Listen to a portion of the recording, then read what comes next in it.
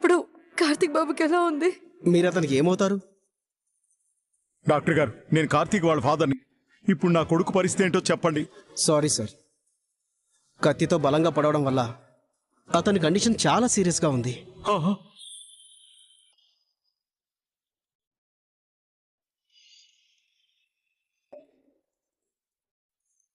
Blood చాలా పోయింది.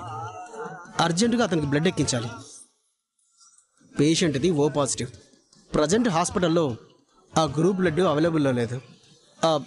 మీలో ఎవరైనా ఓ పాజిటివ్ ఉన్నారా? జ్యోత్స్న, ఇది ఓ పాజిటివే కదా? నేను మందు తాగాను కదా, బ్లడ్ ఇవ్వకూడదు. అలాగని ఈ విషయం బయటికి చెప్తే నన్ను చీ అంటారు. అడుగుతుంటే మాట్లాడవేంటమ్మా?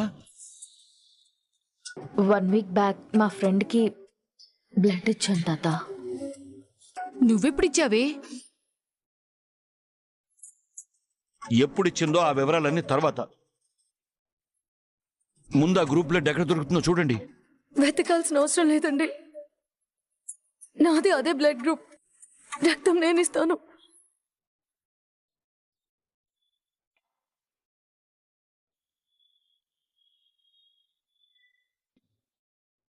బ్రతికించావమ్మా.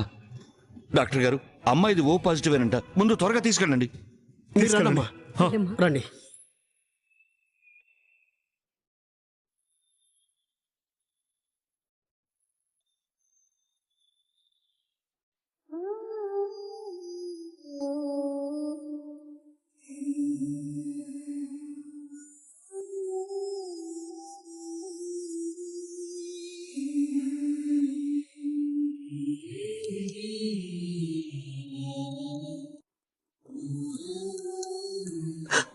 కార్తీక్, కార్తీక్, వదిన, వదిన, ఊరుకో కార్తీక్.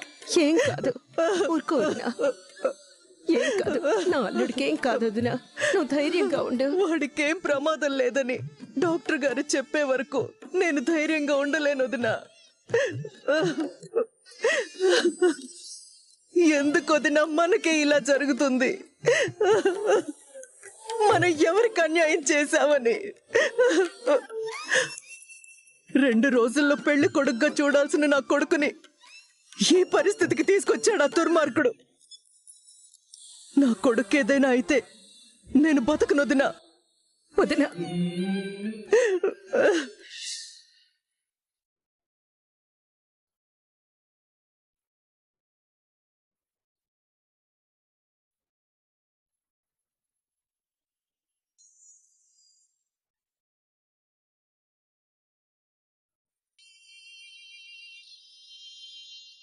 అందరూ అక్కడ ఉంటే నన్నెందుకు పక్కకు తీసుకొని వచ్చా? నిజం చెప్పు, నీ ఫ్రెండ్కి బ్లడ్ ఇచ్చానన్నది అబద్ధం కదా? అవును. ఎందుకు అబద్ధం చెప్పావు? నేను పార్టీలో తాగాను గ్రాని.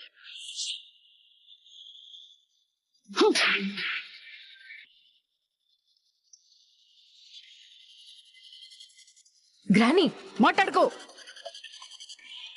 నీ అంత నష్టజాతకురాల్ని, దరిద్రపు కొట్టుదాన్ని నేనెక్కడా చూడలేదే.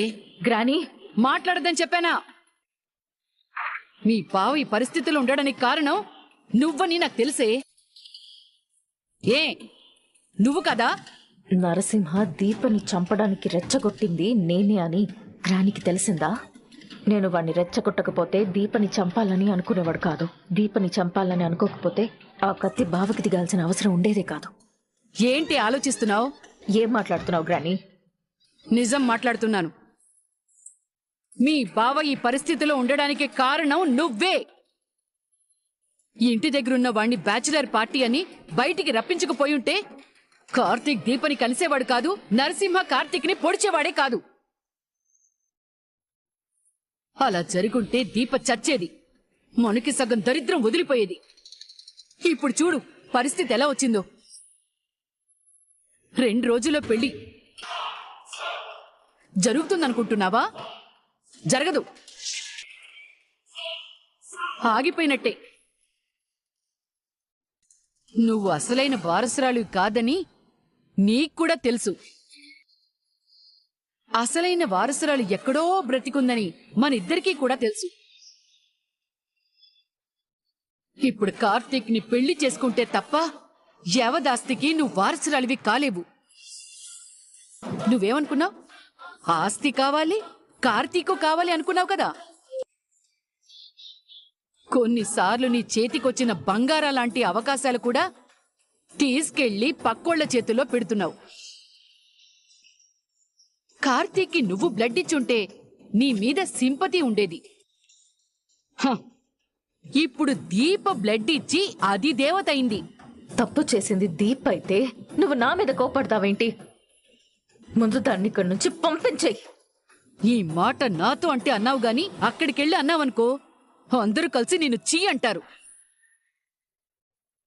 వా, పైగా నువ్వు తాగేవని తెలిస్తే చీ అనడం కాదు, చంపలు పగలగొడతారు.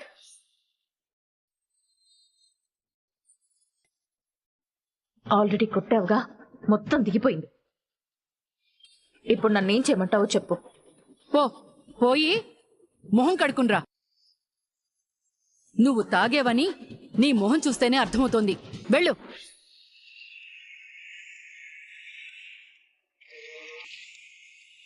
సారీ గ్రాని, నీకు అసలు విషయం చెప్పలేదు. బావకి ఇలా జరగడానికి కారణం నేనే. దీపని చంపుతానని చెప్పి బావని చంపాలనుకున్నాడు చూడు, వాణ్ణి వదిలిపెట్టను. సేమ్ కత్తిపోటులో వాడికి దిగాలి. ముందు వాడు దొరకని చెప్తాను.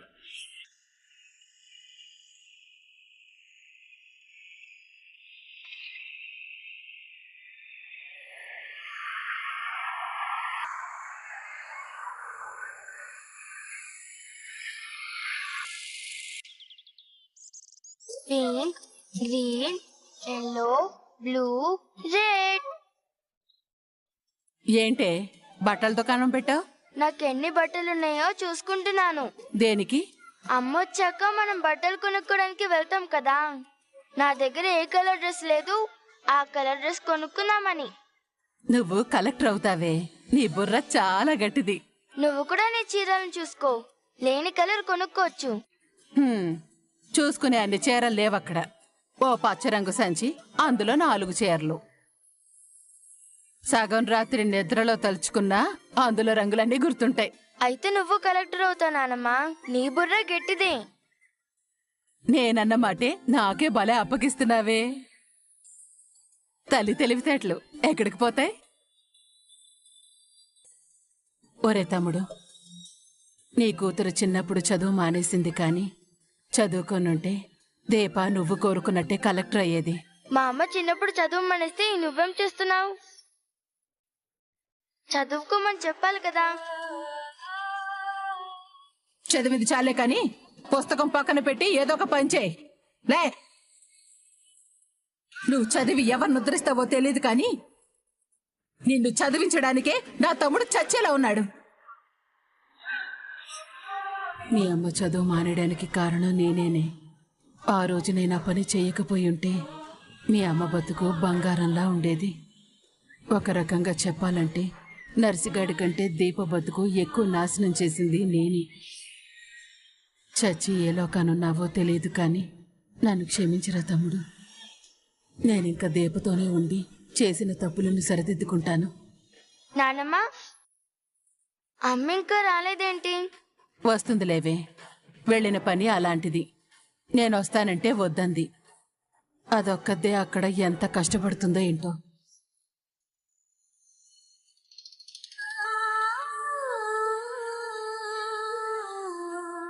సమయానికి నా కొడుకు రక్తం ఇచ్చావు. థ్యాంక్స్ దీప. దీపకెందుకు థ్యాంక్స్ చెప్తున్నావు కాంచనా?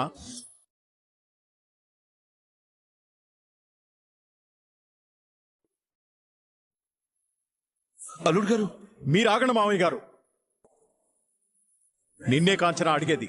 దీపకెందుకు థ్యాంక్స్ చెప్తున్నావు? కోర్టుకెక్కించి కొడుకు పరువు తీసింది, ముగుడుతో పొడిపించి ప్రాణం తీసిందనా?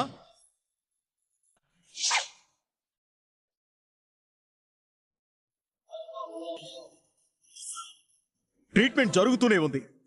ఇంతవరకు డాక్టర్లు ఏం చెప్పలేని పరిస్థితి. నా కొడుకు ఎందుకు ఈ గతి పట్టాలి?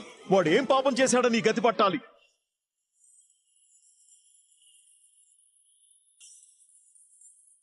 వాడు ఏదైనా పాపం చేశాడంటే అది దీపకి సాయం చేయడమే.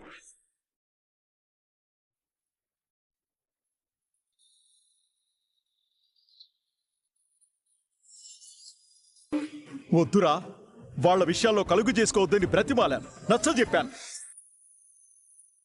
దీప కోసం తండ్రి మీద అయినా గొడవ పడ్డాడు కానీ ఈవిడ గారికి సాయం చేయడం మాత్రం ఆపలేదు. అన్నయ్య, నరసింహ ఇంటికొచ్చి గొడవ చేసిన రోజే చెప్పానమ్మా, ఆ మొగుడు పెళ్ళాల గొడవల్లోకి నువ్వు వెళ్ళొద్దురా, వాళ్ళ చావేదో వాళ్ళని చావని అన్నారు.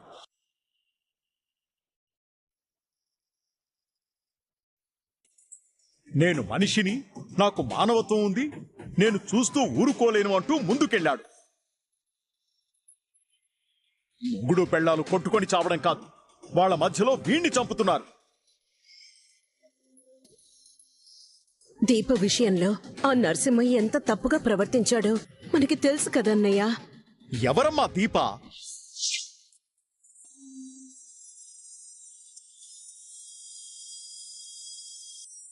ఎవరమ్మా నరసింహ? ఏంటమ్మా వీళ్ళకి మనకి సంబంధం?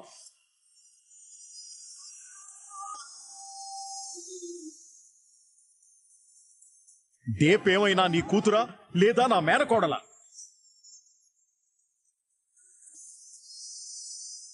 ఏ సంబంధం ఉందని ఈ మనిషి కోసం నా కొడుకు చావాలి?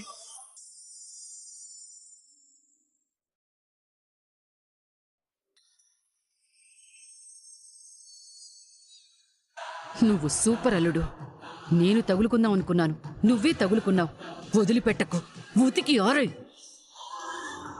కాంచనా, నీకు గుర్తుందా? నరసింహగాడు తాగి మన ఇంటికొచ్చి గొడవ చేసి వెళ్ళిపోతూ నీకు ఒక్కడే కొడుకు, జాగ్రత్తగా చూసుకో అమ్మా అన్నాడు కదా. మా నమస్తే. నీకు ఒక్కడే కొడుకు అనుకుంటా. బాబు జాగ్రత్త అమ్మా, బయట అసలు రోజులు మంచిగా లేవు. వాగింది చాలు, పోరా. వాడలా ఎందుకన్నాడో ఇప్పుడు నీకు అర్థమైందా? మన కొడుకుని చంపాలని వాడప్పటినుంచే మనసులో పెట్టుకున్నాడు. అది ఈ రోజు నిజం చేశాడు. దీనంతటికీ కారణం ఎవరు? దీప కాదా?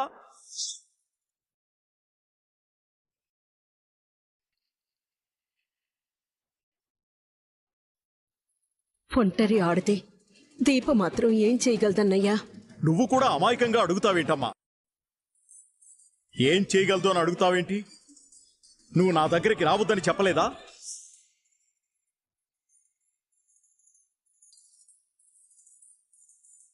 నా గొడవలేవో నేను పడతాను, మీకెందుకండి అని కార్తీక్తో అంటే వాడు మళ్ళీ వెళ్ళేవాడా?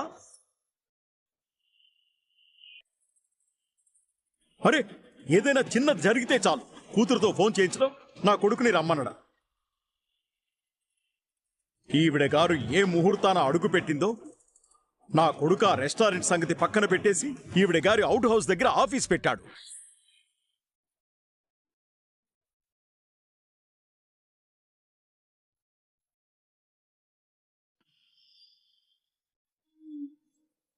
ఎప్పుడైనా ఫోన్ చేస్తే చాలు, ఉంటే అవుట్ హౌస్ దగ్గర ఉంటాడు, లేదా టిఫిన్ సెంటర్ దగ్గర ఉంటాడు, లేదా స్కూల్ దగ్గర ఉంటాడు.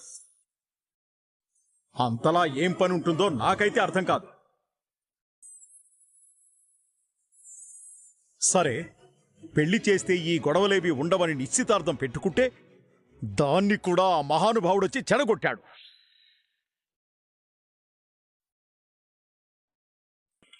అరే, వాడేమైనా నా కోసం వచ్చాడా? దీప కోసమే కదా వచ్చింది. అంటే అక్కడ దీప లేకపోయుంటే ఎంగేజ్మెంట్ బ్రహ్మాండంగా జరిగేది.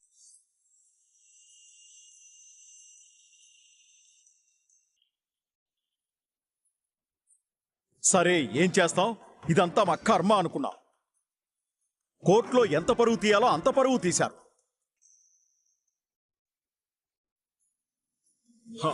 ఈ గొడవలు ఇక్కడతో వదిలిపోయాయి కదా అనుకున్నాం. మళ్ళీ ఆ ఇల్లు గొడవేదో వచ్చి పడింది. ఆ చేతకాని వెధవ పెళ్ళాన్నేమీ చేయలేక నా కొడుకుని చంపాలనుకున్నాడు.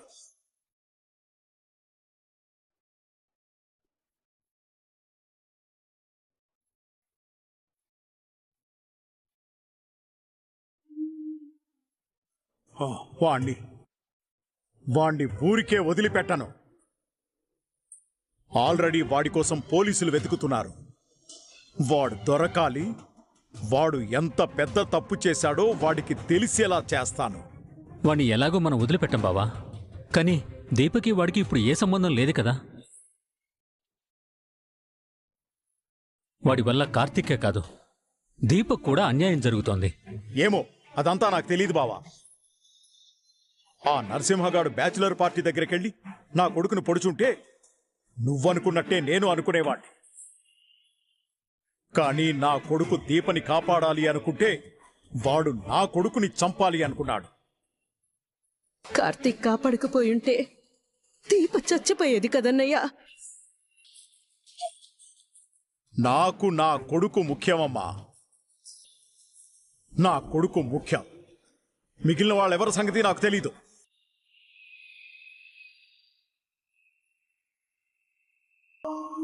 డాక్టర్, ఇప్పుడు మా మనవాడికి ఎలా ఉంది? ఇంకా స్పృహలోకి రాలేదండి. కండిషన్ సీరియస్గానే ఉంది.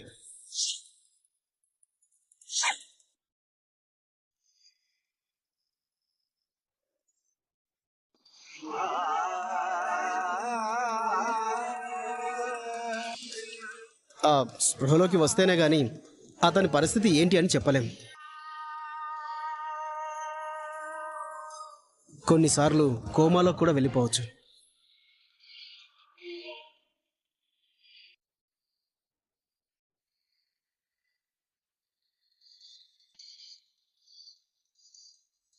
కోమాలోకి వెళ్ళాడంటే మనిషి మనకు దక్కనట్టే.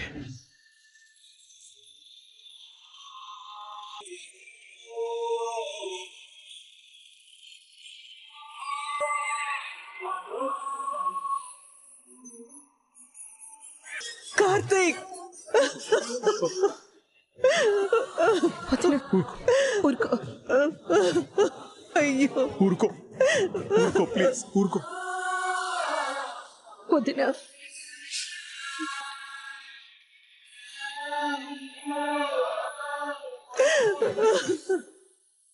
మీరు కాస్త ధైర్యంగా ఉండండి.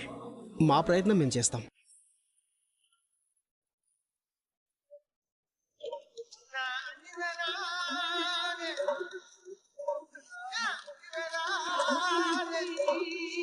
దీపా,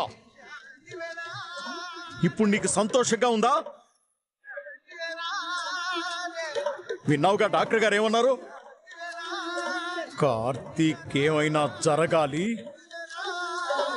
మిమ్మల్ని ఎవ్వరినీ వదిలిపెట్టాను. దీపా, ముందు నువ్వు ఇంటికి వెళ్ళు. కార్తీక్ బాబు కళ్ళు తెరిచే వరకు నేను ఇక్కడి నుంచి వెళ్ళనమ్మా.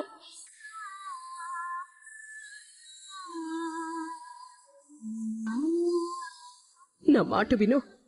నువ్వు ఇక్కడుంటే ఈ కూడా బాగదు. శౌర్య ఇంటి దగ్గర ఉంది కదా, ఒకసారి ఇంటికి వెళ్ళి చూసిరా. మేము హడావిడిగా బయలుదేరి రావడం మీ అత్తయ్య చూసింది. ఏం జరిగిందో అని కంగారు పడుతూ ఉంటుంది. నేను ఇంటికి వెళ్ళి ఒకసారి చూసొస్తాను. ఈ లోపు కార్తీక్ బాబు కళ్ళు తెరిస్తే నాకు ఫోన్ చేసి చెప్పండి. అలాగే దీపా,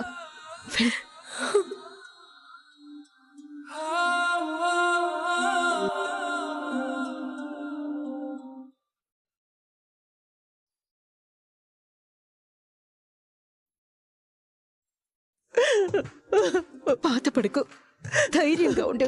మన కార్తీక్ ఏం కాదు.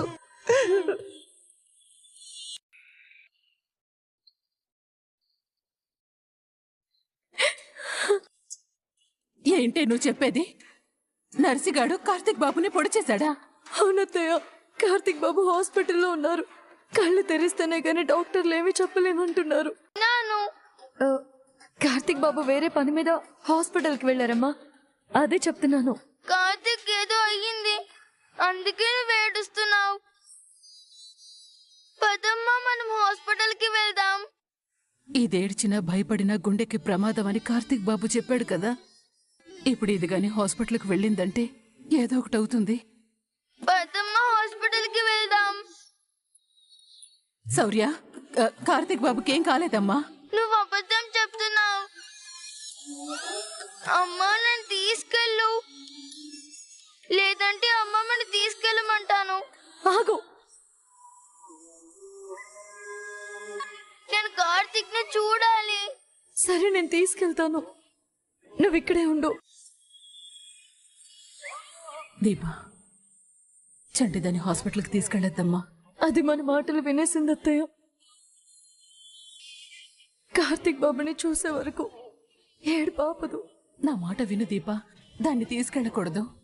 కార్తీక్ బాబు అంటే సౌరికి ఎంత ఇష్టమో మీకు తెలియదు అత్తయ్య. ఇంకా దీన్ని నేను ఆపలేను. ఆ ఇంట్లో కూడా ఎవరు లేరు కదా. మీరింటి దగ్గరే ఉండండి. నేను సౌర్యం తీసుకొని హాస్పిటల్కి వెళ్తాను.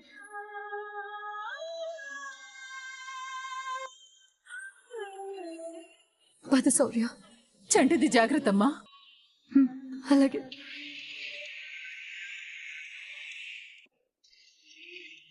కార్తీక్ అంటే దానికి ఎంత ఇష్టమో నాకు తెలిసే, కానీ దానికి గుండె జబ్బుందని నీకు తెలీదు. నువ్వు తీసుకెళ్తున్నావే కానీ దానికి ఏం జరుగుతుందోనని భయంగా ఉంది.